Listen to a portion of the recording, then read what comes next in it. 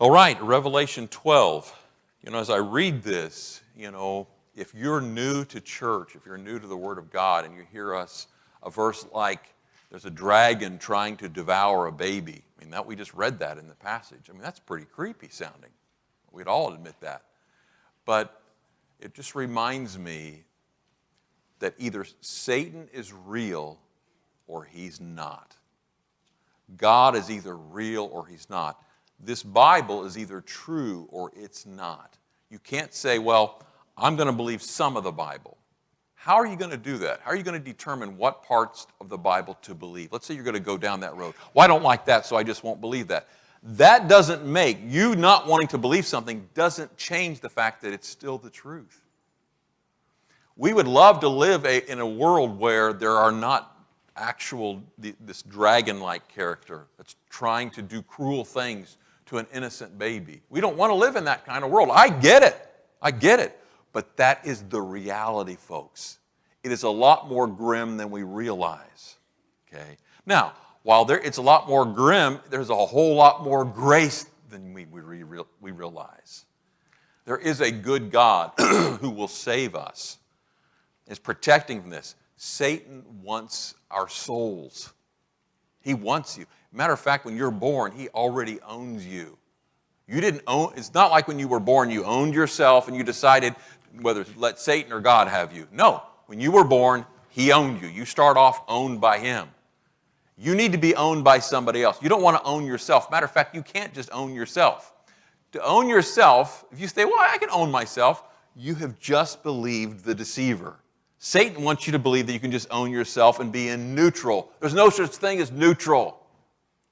You're either owned by Satan or owned by God. In one sense, take your pick. Who would you rather own you? And it is real. This book, we are going to either have to treat it as truth or not treat it at all. Let's just not even have church, so to speak. This world was started by somebody, and he wrote a book. And it's either true or not true. So we preach it as true. We teach it as true. We believe it is true. We would love to pretend like some things aren't real, but pretending they're not real doesn't make them any less real. So let's remember this as we look at this. It's not hard to understand these things. And as we go through this, once you begin to see the pattern, you'll say, I see, it's right there. Yes, it is right there. Just a little bit of wake up. You have to understand, we think one way. Sometimes the Bible shows us that our thinking is wrong. For example, when you go to hell, if somebody goes to hell, who's the first person they're going to meet in hell? Well, if you said Satan, you would be wrong. He's never been there. He's not there now. The Bible never says that Satan is in hell right now. He's going to be there one day. And here's another thing that shock you. Did you know that Satan is in heaven sometimes? Actually, all the time. He's at least in the throne room of heaven. Job, the first book ever written. Genesis is not the first book ever written in the Bible. Job is the first book ever written. Genesis just tells us what happened at the beginning. It was written later. But Job, the very first 2 chapters, you have Satan coming and standing before God at his throne, and what's he doing? He's accusing Job of not being a genuine Christian, or a genuine believer would be a better way to state it. He said, he's just serving you because you've been so good to him. Take away his wealth, take away his health, take away his family, and he'll curse you. And God said, no, he won't. He's a true believer. And God allowed Satan to take all those things away. And Job stayed true. Okay? But Satan is accused, and it just said it in the passage, if you were reading along, he accuses us before the throne night and day. Satan and his cohorts, the other fallen angels, they accuse us before the throne. They say, they spend part of their time at the throne saying, God, look at that. He's not genuine. She's not genuine. By the way, sometimes they're right. But then they come down here and they say to us humans, he's not genuine. He's not genuine. They discredit God to us. That's what he did with Adam and Eve. Satan discredited God to Adam and Eve. He says, You mean he won't let you eat of everything? He's keeping that one thing from you? I mean, what kind of good God is this that won't let you have that? He doesn't want you to be like him. He discredits God. Was he telling the truth? He was deceiving them. He's a deceiver. He's a liar. He's a murderer. Yeah. And he doesn't just murder the body. He wants to take the soul. That's the truth, folks. We can go on and pretend that that's not true, but when you die, you're going to find out, and you're going to wish somebody told you the truth. So we tell the truth. Lies don't help anybody. Hiding the truth doesn't help anybody. So we tell the truth. So we come to chapter 12, and we have we've talked about how that the next great thing that's going to happen, we believe, is the rapture. We believe the Bible says that God is going to take Christians, the church, away from here. And right after that, at some point, begins a 7-year tribulation. Whether you believe that rapture happens at the beginning, in the middle, or at the end, it doesn't change what happens during the 7-year tribulation. Okay. Now, we believe it's going to happen prior to the tribulation. The 7 years of tribulation that are yet still in the future of humankind. That's coming. We've been working our way through this prophecy. This prophecy is by John the Apostle, given to him by God. And this prophecy tells us about when Jesus is going to return, the things that are going to precede his return. Okay? These 7 years of tribulation are going to precede his actual return to earth to rule and reign. Okay, so we've been studying that. We understood early on that there was a 7-sealed scroll, and Jesus broke all 7 seals in the scroll, and that made things happen here on earth. This is what's going to happen. We know that this is a prophecy of what will happen in the future. And then that 7th seal, when it was broken, it kicked off 7 trumpets. And those seven trumpets had judgments associated with them. And now we've had the 7th trumpet sound. As we read in chapter 10 and in chapter 11, that 7th trumpet takes us all the way near the end of the 7 years. Because it says in the days of the 7th trumpet, it'll all be finished. The mystery will be cleared that God is held in secret for all these years. And we'll see it all by that point. So we come to chapter 12. And chapter 12, 13, and 14 are different.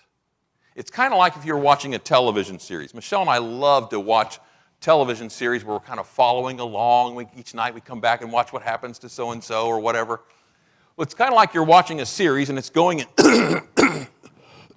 in sequence, and then all of a sudden they have a special episode. Maybe it's an hour long, maybe it's extra long, and it says, it takes you and gives you kind of a backdrop. It goes in the past and it tells you things you never didn't know about the series that you're watching. It tells you, gives you some background information, some new information, puts some things in context for you, and then they pick up with the series again. That's exactly what's happening here in chapters 12, 13, and 14. If you look at chapter 15, just look at that for a minute. Look at verse 1.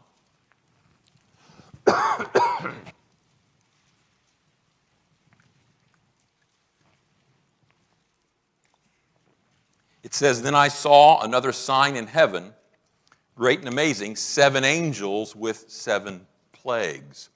So in chapter 15, it's going to resume the episodes, so to speak. In chapter 11, we had our last episode. Now chapters 12, 13, and 14 are kind of a special program. It's going to give you some backstory. It's going to give you some new information, and then they're going to return to the sequence again in chapter 15. And by the time you hit chapter 15, you're right at the end of the 7 years. And it's going to be rapid fire plagues, these 7 plagues. And Christ is going to come. It's going to happen fast. Okay? So we understand that when we go to chapter 12, because you're going to hear things that happened way in the past. Any reader would say, oh, wow, that didn't happen then. That happened long before. Right, because this is a special, in a sense, a special episode, these 3 chapters. Let's take a look. Let's go straight to our notes today.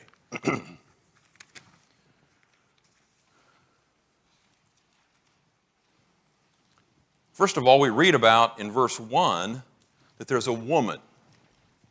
And that woman is the nation of Israel here. When you begin to read it, you understand it's not Mary, it's not some actual woman. It's just she's a sign. As a matter of fact, the word there, Simeon, in the Greek, is the word sign. Okay? There's a great sign. So this woman represents the Jewish people, the nation of Israel. Okay? And when you begin to read it that way, it makes total sense. Okay? It says there's a woman clothed with the sun, moon under her feet. On her head was a crown of 12 stars. What would the 12 stars mean? The 12 tribes, right. It says here, and by the way, I'll let you know on it, Kathy, when to change it. It says she was pregnant and was crying out in birth pains and the agony of giving birth. Okay? What does that mean? That means that she was, the nation of Israel is what produced the Messiah. Okay? The nation of Israel produced Jesus Christ, the Messiah. Okay? Let's go ahead and go to your notes. Okay? So letter A, the fact that this woman was clothed with the sun, it just means the radiant blessings bestowed upon the Jews by God. Letter B, she has the moon under her feet. That's the elevated status God has given the Jews. You could tie this, and I get letter C, just keep it there for a second. The 12 stars represents the 12 tribes. Okay? And you could take this all the way back to Joseph's dreams. And he saw the sun and the moon bow down to him, and the 12 tribes as sheaves bowing down to him. It's all connected to the Jewish people. And the Jewish people were often called a woman in the Old Testament. Actually, more correctly, the wife of God. Okay? And the wife of God has gone through a divorce. God has had to put away the nation of Israel right now. Okay? He's, in a sense, divorced from her right now because of her continued unfaithfulness. Okay? Now, letter D, very important part. She was pregnant and was crying out in birth pains and the agony of giving birth.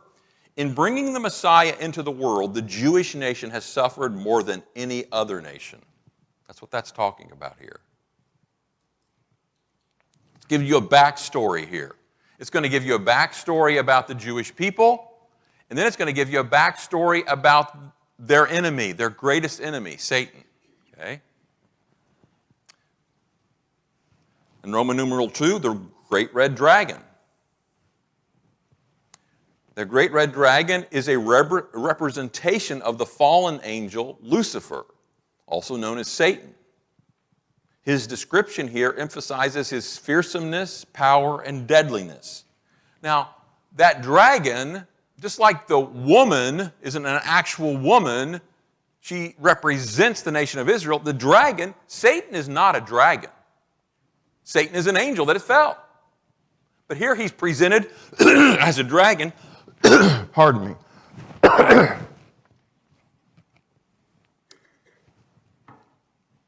But Satan is presented as a dragon here to show, like I said, the fearsomeness of him, his power, and his deadliness. Okay? To emphasize that. Now here comes to me, a terrific part. It says about this dragon in verse 3, he's no ordinary dragon because he has 7 heads. Now, some people say 7 heads. Well, who can even figure that out? It's not hard. And he has 10 horns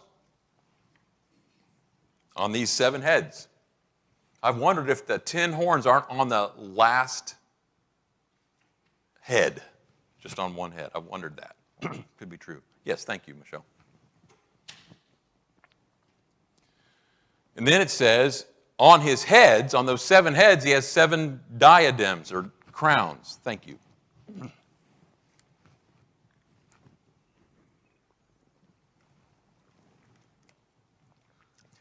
There in your notes, I've spelled it right out for you. Letter A, the 7 heads represent the 7 kingdoms that have ruled over the Jews down through the years. Starts off with Egypt and Assyria, Babylon, Persia, Greece, Rome, and then the future Antichrist kingdom. There's been 7. Actually, there's been 6, and there'll be the 7th. Okay? This ties right in with Daniel. No question about it. Okay? Now, Satan, personified here as a dragon, he has 7 heads. Because the truth is, though Egypt had the Jews in slavery, the true ruler of that nation, as any other nation, is Satan, who is the ruler of this world. The Bible clearly says that. We are a Christian nation, or we were a Christian nation, however you want to say that.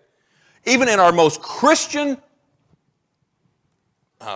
pinnacle, Satan was still the ruler here. He's still in charge, and it was only a matter of time before we succumb to his rule as a nation. All nations go that way. There's no exception. Okay? Satan was the ruler of Egypt. He was the ruler of Assyria, who took down the northern tribes. He was the ruler of Babylon, who took down the southern tribes, and on and on and on. He will be the ruler, though the Antichrist will be the figurehead ruler here at the end times. The true ruler is Satan, the dragon. That's what it's saying here. He has the crowns. Those heads are the nations, but he has the crowns. He's the ruler. He has the diadems.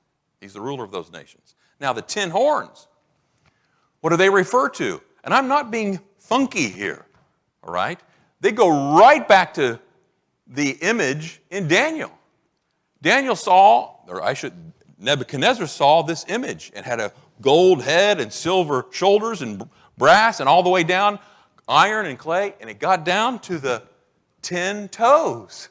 And the Bible talks about those 10 toes. The 10 toes are in the future kingdom, there's one more world empire that's going to overrule the Jews. The Antichrist kingdom.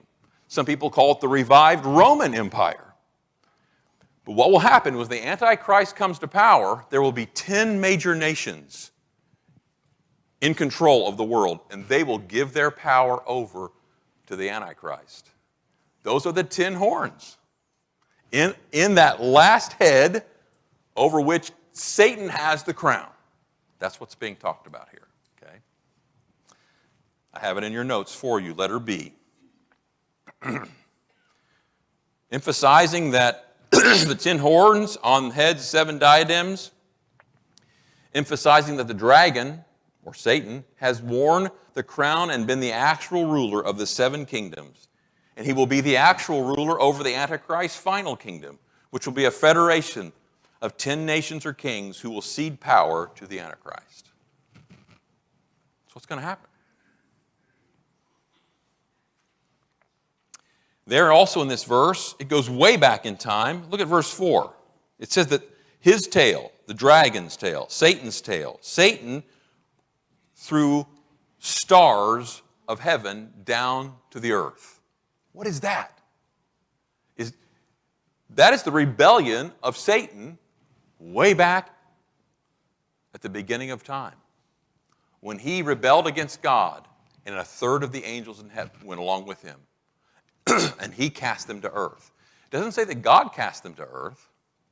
Satan put them on earth.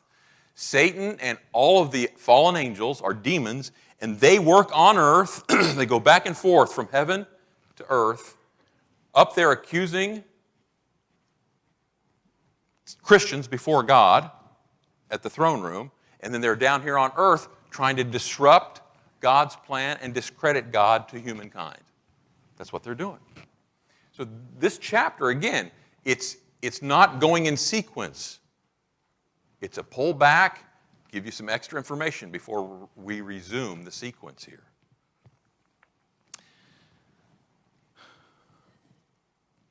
Then it says that the dragon, and you can bring up letter C, yes.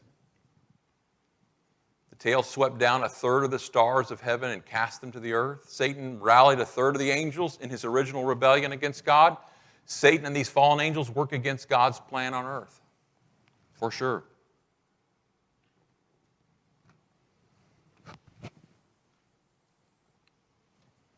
This malevolent creature who has been the enemy of the Jews down through the years, John is letting us know just who he is. He's the one that rebelled in heaven, brought a third of the angels with him. Same one. And then it says, letter D, And the dragon stood before the woman who was about to give birth, so that when she bore her child, he might devour it. And here's what this means. Satan has made it his goal to keep Christ from completing his mission by either wiping out the Jews before he could be born, which he tried to do that, killing Jesus after his birth, keeping him dead once he was crucified, or by annihilating the Jews so none would be on earth to welcome him back as prophesied. He's worked on all those levels.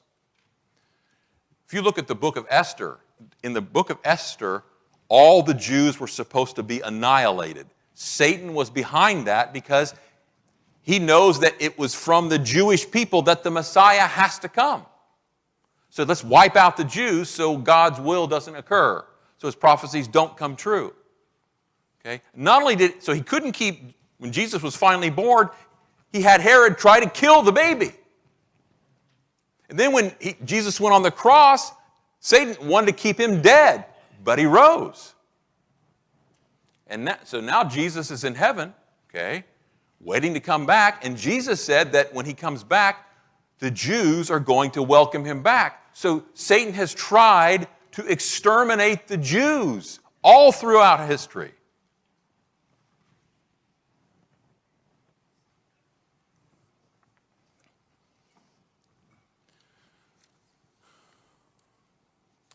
Letter E.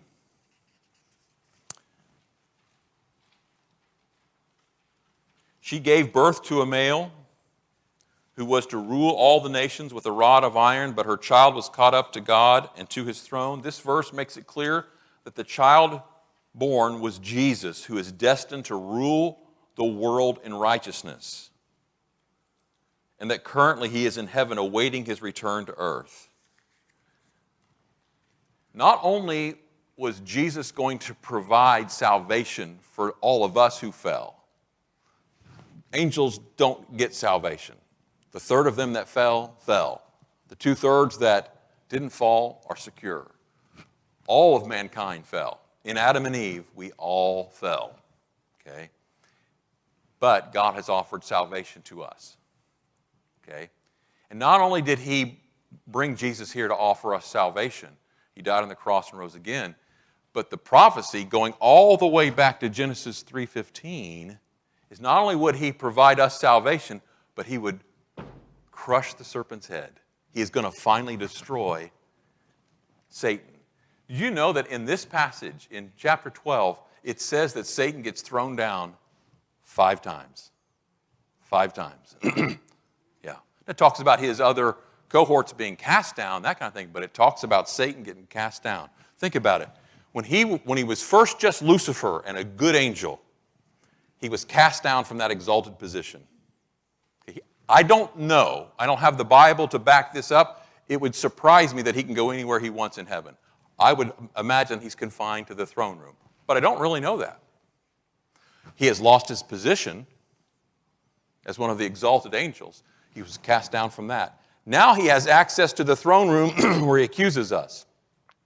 There's coming a day when he is going to be thrown down from access to the throne room.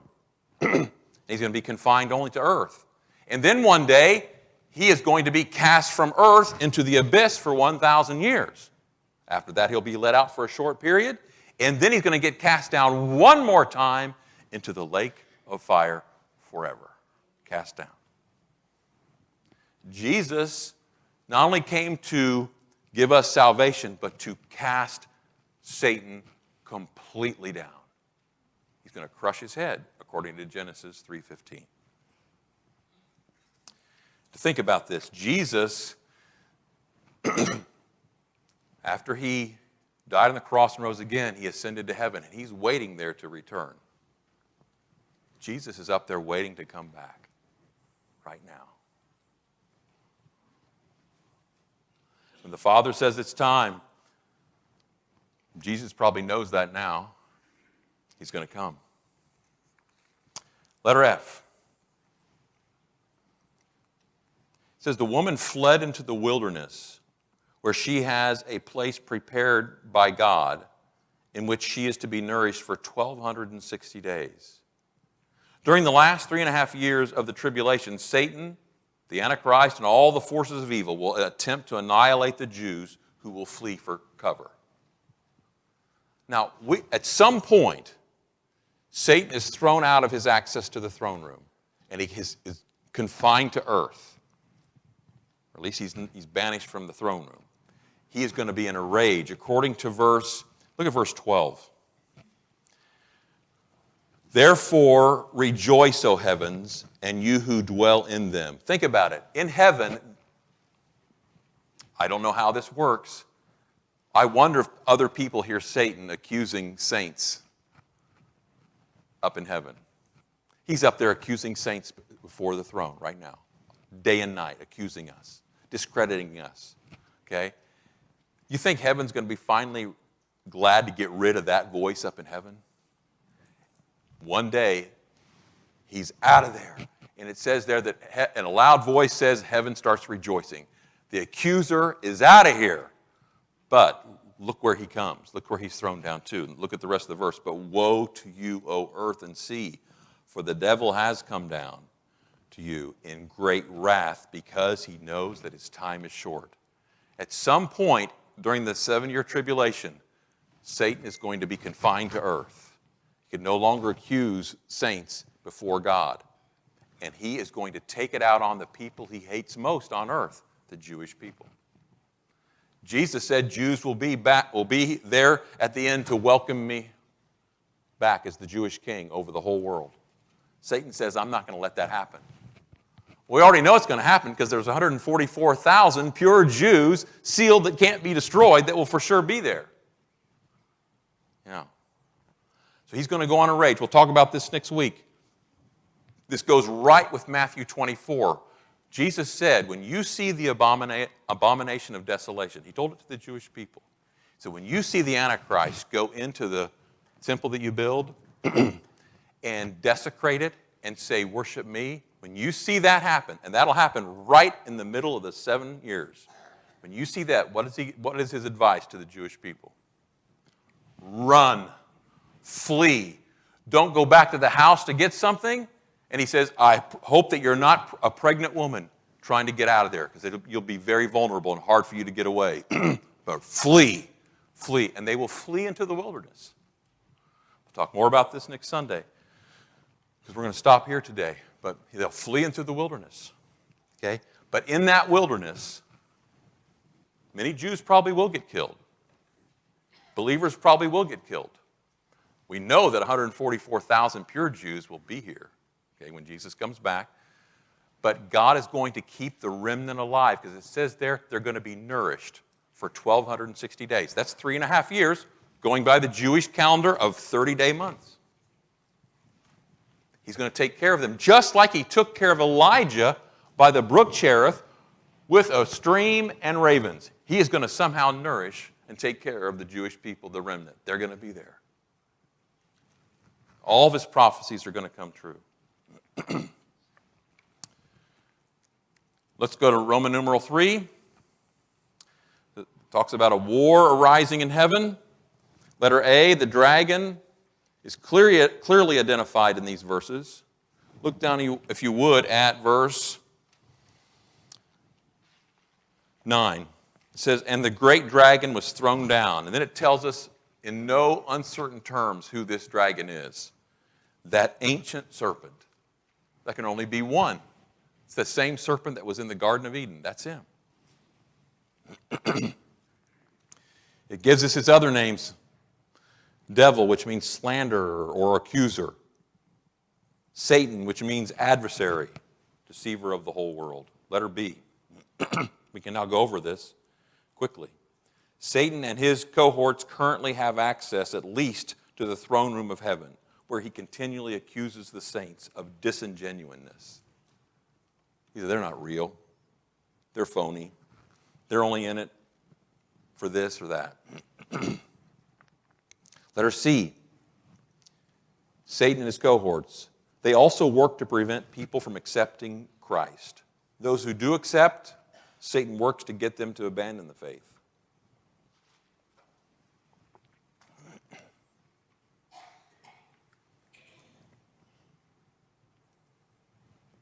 Letter D.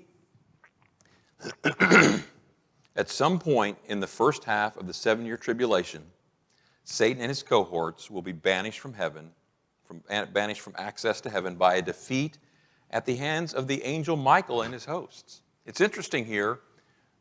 God did this, of course, but yet it says here that Michael and the good angels, they fight against Satan and the fallen angels, and they defeat him and cast him down. Yeah. It's interesting that the angel that oversees the Jews, Michael.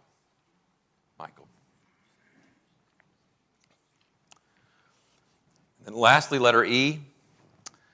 There is rejoicing in heaven because it is the beginning of the end for Satan and his angels. 13, with verse 13, we find out that the term thrown down is there 5 times. 5 times. It's the beginning of the end. From his exalted position, from access to the throne room, down into the abyss, and then one day into the lake of fire. Satan goes. I thought of a couple words, and we'll close with this. This is a lot of amazing stuff that is supposed to happen. It's either true or not true, folks. You can't take what you like and leave what you don't like. You either have to accept it all or nothing. It's just the way it is. Jesus is true or he's a liar. There's no in between. You cannot change the Bible. It says what it says. So, when I read this,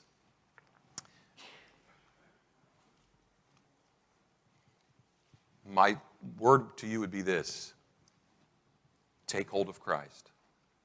Take hold of Christ. If you're not a Christian today, and you don't know if you are holding on to Jesus Christ, take hold of him. Take him by faith. Receive his forgiveness. Give him your life today. Become a true believer today. And then the rest of us who've already done that, keep hold of Christ.